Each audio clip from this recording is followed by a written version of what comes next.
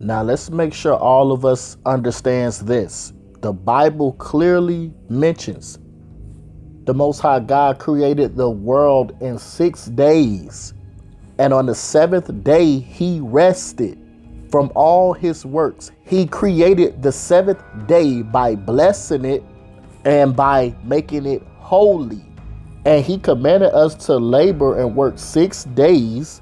But the 7th day was the day that we are supposed to cease from all of our work. And we must reflect on him by worshiping him. Meaning he blessed that day specifically for us to communicate with him. That is the date between creator and creation. Meaning that is the date between the Most High God and men, divinity and humanity. On his day, the Sabbath. Now, to understand the days of the week, we have to go back to the original languages that were used then. And we need to understand firstly that the days of the week were originally numbers. Day 1, day 2, day 3, day 4, day 5, day 6. And the 7th day was a special day. That was the Sabbath day. The 7th day was always referred to as Shabbat. That word comes from the original language Hebrew. Now, let's go and look at how in the world we get from day 1, day 2, all the way to the 7th day of the week. Another question you should ask yourself, why did we sign a name for each day of the week? To answer this question, we have to go and know paganism, mythology, because whenever we look at the two, we can clearly see that paganism had a great influence of the days of the week that we have today. So now the question that you're probably asking now is that the days of the week, do they have pagan origins? And to straight up answer your question, the answer is simply yes. Now, to understand the origins of the days of the week, we have to go back to the times of ancient Babylon. Why? Because the Babylonians, they had a great influence on the days of the week. And their culture was adopted by the Greeks and the Romans and many of the other places around the globe.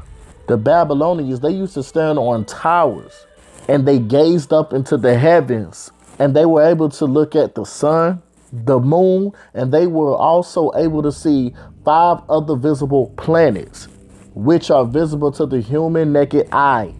So gazing up to the heavens above, they were able to see celestial bodies in all type of different forms.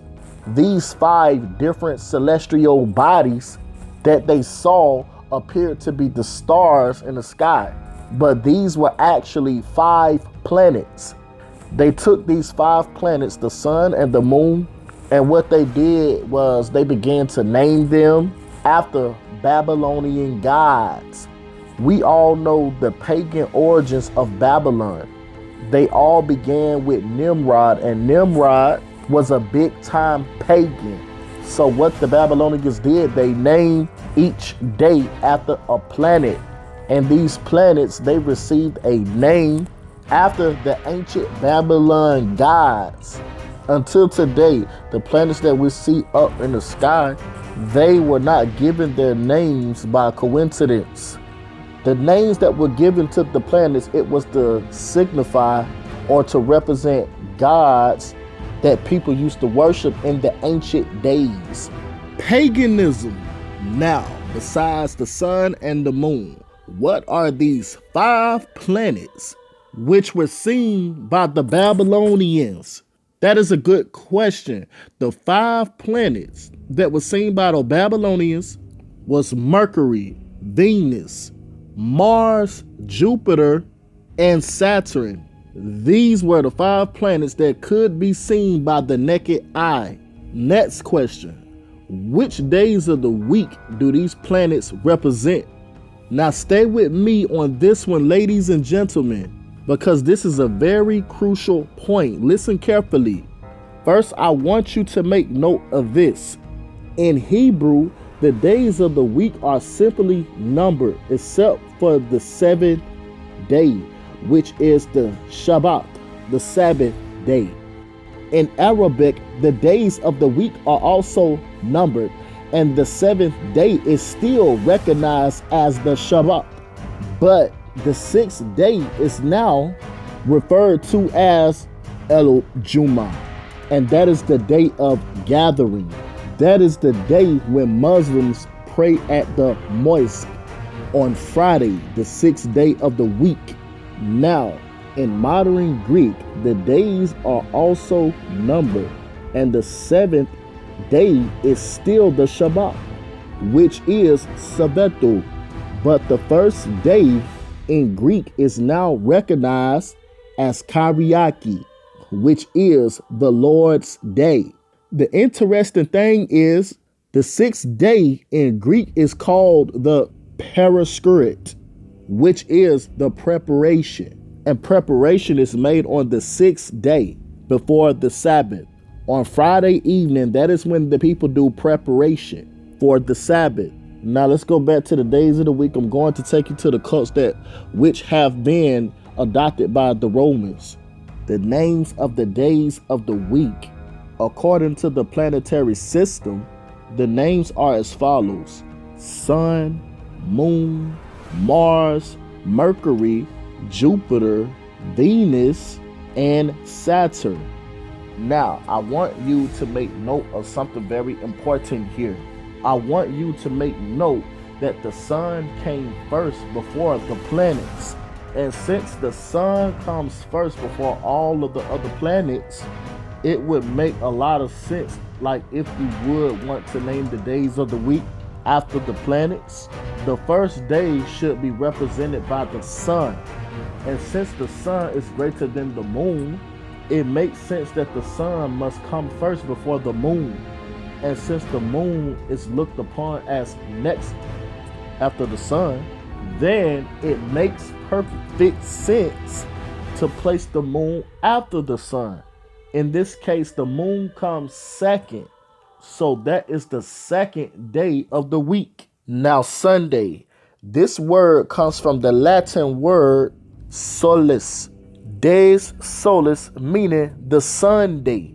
This was also recognized as the highest day of pagan worship, the day of the sun. Now, Monday, this one was named after the moon. This was called the Moon's Day, the second day of the week. This was the worship day for the goddess of the moon. Now, Tuesday, this day was named after the Norse god. The Romans named this day after the Mars god, which we call this planet Mars, planet Mars. As far as the Mars god is concerned, if you look at Greek mythology, then the god of war, now you'll be looking at Ares. That is the god of war in Greek mythology. Now, Wednesday was made to honor Woden. That was named after the planet Mercury.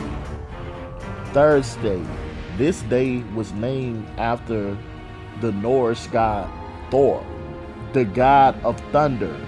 And the planet it was named after was Jupiter. Friday, this day was sacred to the goddess Venus.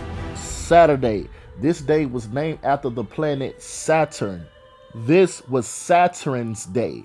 By the ancient Romans, they honored Saturn.